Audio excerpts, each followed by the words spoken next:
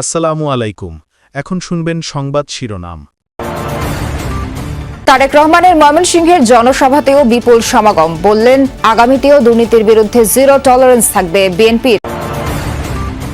আজও দক্ষিণ পশ্চিমের 4 জেলায় জামায়াতের সমাবেশ, কেউ ভয় দেখালে ছেড়ে কথা বলবে না দল, হুঁশিয়ারি আমিরের। ভোটারদের মন জয়ে গণসংযোগে প্রার্থীরা, রাজধানীতে পাটোয়ারি লাঞ্ছিতের ঘটনায় বিএনপিকে দোষারোপ এনসিপির, নিজেরাই ঘটিয়েছে জবাব মির্জা আব্বাসের। ফরিদপুরের নড়িয়ায় ফেসবুকে স্ট্যাটাস দেয়া নিয়ে বিএনপি জামায়াত সংঘর্ষ, প্রতিদ্বন্দ্বিতাপূর্ণ আসনে কেন্দ্র দখলের শঙ্কায় দলগুলোর সহযোগিতা কামনা। জুলাই অভ্যুত্থানের প্রথম শহীদ আবু সাইদ হত্যা মামলার যুক্তিতর্ক শেষ, রায়ে যে কোনো দিন। বেরোবির সাবেক বিসি সহ 30 আসামির 6 জন আছেন কারাগারে। অন্তর্বর্তী সরকার আমলে প্রস্তাবিত নতুন স্কেলে বেতন পাবেন না সরকারি চাকরিজীবীরা, জানালেন জ্বালানি উপদেষ্টা। বললেন এই কারণে দাম বাড়বে না জিনিসপত্রের। এতক্ষণ শুনছিলেন সংবাদ শিরোনাম, এবার বিস্তারিত। ইস্যুতে একটি দল পালিয়ে যাওয়া স্বৈরাচারের ভাষায় কথা বলছে, অথচ তারাও ছিল বিএনপি জোট সরকারের সদস্য। এমন মন্তব্য করে তারেক রহমান প্রশ্ন তোলেন, বিএনপি সরকারের ইন্ধনে যদি দুর্নীতি হয়ে থাকে নিজামী মুজাহিদ তখন পদত্যাগ করেননি কেন? ময়মনসিংহের নির্বাচনী জনসভায় তারেক রহমান জনগণের কাঙ্ক্ষিত বাংলাদেশ উপহার দেওয়ার আশ্বাস দিয়ে বিএনপির পরিকল্পনা তুলে ধরেন, জোর দেন দুর্নীতি দমনে। ব্রহ্মপুত্র পারে যেন বহুদিন পর রাজনীতির উৎসব উপলক্ষ 22 বছর পর বৃহত্তর ময়মনসিংহের জনতার কাছে বিএনপি চেয়ারম্যান তারেক রহমান। লন্ডনে নির্বাসনে থাকলেও এই জনপদের সাথে গভীর যোগাযোগ ছিল জিয়াপুত্রের। আন্দোলন সংগ্রাম থেকে শুরু করে কাউন্সিলে ভূমিকা রাখেন তারেক রহমান, যার প্রতিফলন ময়মনসিংহ সার্কিট হাউস মাঠের এই জনসমুদ্র। দুপুর 2টায় জনসভায় আসার কথা থাকলেও সড়কপথে অসংখ্য মানুষের শুভেচ্ছায় সিক্ত হয়ে তারেক রহমান মঞ্চে এসে পৌঁছান 2 ঘন্টা পর। এসেই বীর মুক্তিযোদ্ধাদের সাথে কুশল বিনিময় করেন তিনি। পরে তারেক রহমান তার দেশ গড়ার পরিকল্পনা তুলে ধরেন। নারীদের জন্য, মায়েদের জন্য, আমরা গৃহিণীদের জন্য, বিশেষ করে খেটে খাওয়া মানুষ যারা, সেই পরিবারের গৃহিণীদের জন্য আমরা একটি ফ্যামিলি কার্ড নামে কার্ড দিতে চাই মা বোনদেরকে, যাতে করে এই ফ্যামিলি কার্ডের সুবিধা প্রত্যেকটি মানুষের, প্রত্যেকটি পরিবারের কাছে, অল্প হলেও প্রত্যেকটি পরিবারের কাছে পৌঁছতে পারে। দুর্নীতির বিরুদ্ধে বিএনপির অবস্থান বরাবরই জিরো টলারেন্স ছিল জানিয়ে আগামীতে এ বিষয়ে আরও জোর দেওয়ার কথা জানান তিনি।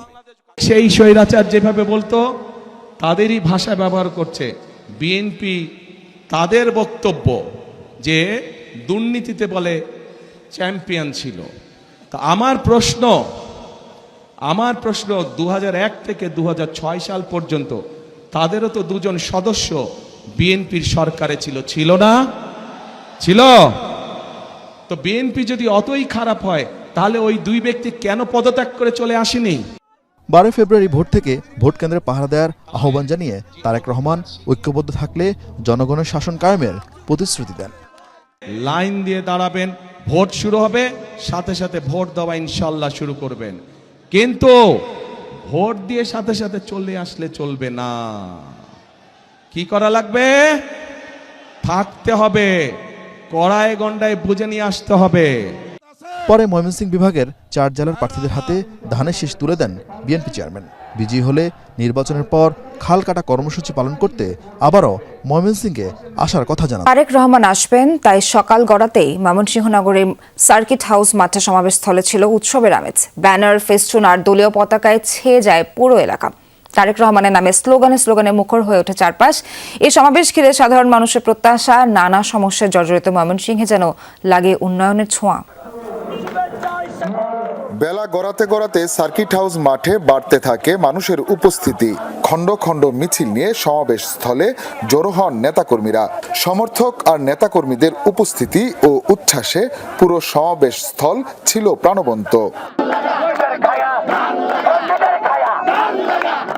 বিএনপি নেতাকর্মীরা বলছেন, দীর্ঘদিন পর এমন বড় সমাবেশ তাদের মধ্যে নতুন উদ্দীপনা সৃষ্টি করেছে।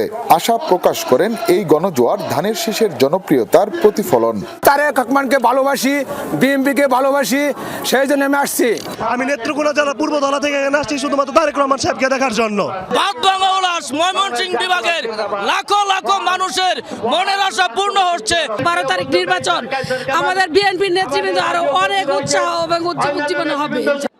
ময়মনসিংহ বিভাগের 4টি জেলা থেকে সমাবেশে অংশ নেন মানুষ। দলীয় নেতাকর্মীদের পাশাপাশি সাধারণ মানুষেরও ছিল ব্যাপক সমাগম। তাদের প্রত্যাশা রাস্তাঘাটের উন্নতি, বেকারত্ব দূরীকরণ, দুর্নীতি ও মাদক থেকে মুক্তি, আইন শৃঙ্খলা পরিস্থিতির উন্নতি এবং সার্বিক উন্নয়ন। প্রধানমন্ত্রী হিসেবে তারেক জিয়াকে দেখতে চাই। আশা করি যে যুব সমাজের দিকে সে বেশি তাকাইবে। আমরা তারেক রহমানের কাছে একটাই প্রত্যাশা করি, বেকারত্ব দূর করবে, বাংলাদেশের যেন দুর্নীতিটা দুর্নীতিটা না থাকে, শিক্ষার ব্যবস্থাটা যেন উন্নত হয়, সে আশা ব্যক্তবাদ করি। যানজট মুক্ত ময়মনসিংহ চাই, অপহরণ মুক্ত ময়মনসিংহ চাই, মাদক মুক্ত ময়মনসিংহ চাই। সমাবেশে দেয়া বক্তব্যে ময়মনসিংহের বিভিন্ন সেক্টরের সমস্যা আর সমাধানে তার পরিকল্পনার কথা তুলে ধরেন বিএনপি চেয়ারম্যান। বিভিন্ন উপজেলাতে ব্রিজ, স্কুল, কলেজ নির্মাণ, রাস্তাঘাট, কালভার্ট এগুলোর সমস্যা রয়ে গিয়েছে। এ সময় মঞ্চ থেকে ময়মনসিংহ বিভাগের 24 জন বিএনপি প্রার্থীকে পরিচয় করিয়ে দেন তারেক রহমান। বলেন তাদের নির্বাচিত করা হলেই ময়মনসিংহের কাঙ্ক্ষিত উন্নয়ন সম্ভব। আপনারা যে বললেন এই কাজগুলো করলে আপনাদের উপকার হবে, কিন্তু তার আগে তো ভাই আপনাদেরকে একটা কাজ করতে হবে। কি সেই কাজটা বলেন তো? শুনি না।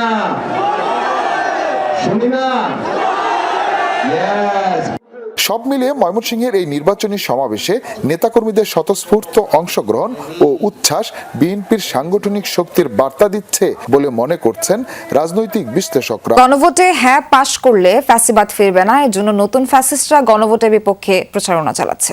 যশোরের নির্বাচনী সমাবেশে এমন মন্তব্য করেন জামায়াত আমির ডক্টর শফিকুর রহমান। কেউ যদি পায়ে পাড়া দিয়ে ঝগড়া করতে আসে তবে ছাড় দেওয়া হবে না বলেও হুঁশিয়ারি দেন তিনি। বলেন একটি দল মায়েদের ফ্যামিলি কার্ড দেওয়ার কথা বলছেন, আবার মা বোনরা নির্বাচনী প্রচারণায় গেলেই হেনস্থা করছেন।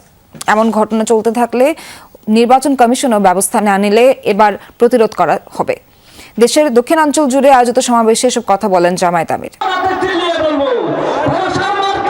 নির্বাচনী প্রচারণার ষষ্ঠ দিনে দেশের দক্ষিণ পশ্চিমাঞ্চল জুড়ে পথসভা ও জনসভায় অংশ নিচ্ছেন জামাত আমির ডাক্তার শফিকুর রহমান।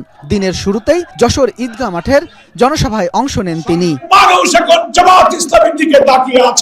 জনসভায় জামাতের সেক্রেটারি জেনারেল অধ্যাপক মিয়া গোলাম পরোয়ার বলেন, একটি অপশক্তি জুলাই সনদ বাস্তবায়ন না করে আবারও দুর্নীতি অপশাসন ফিরিয়ে আনতে গণভোটে না এর পক্ষে ক্যাম্পেইন করছে।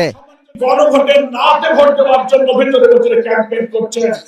আমরা গণভোটে সবাই হা বলবো, হাতে ভোট দেওয়া মানে দুর্নীতির বিরুদ্ধে ভোট দেওয়া।